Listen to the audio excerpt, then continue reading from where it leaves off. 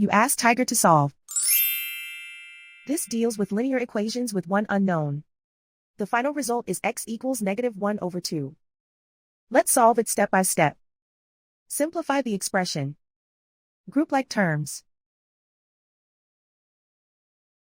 Simplify the arithmetic. Group all constants on the right side of the equation. Subtract 6 from both sides.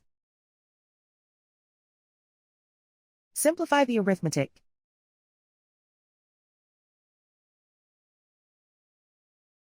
Isolate the x. Divide both sides by 12. Simplify the fraction. Find the greatest common factor of the numerator and denominator. Factor out and cancel the greatest common factor. And so the final result is x equals -1/2.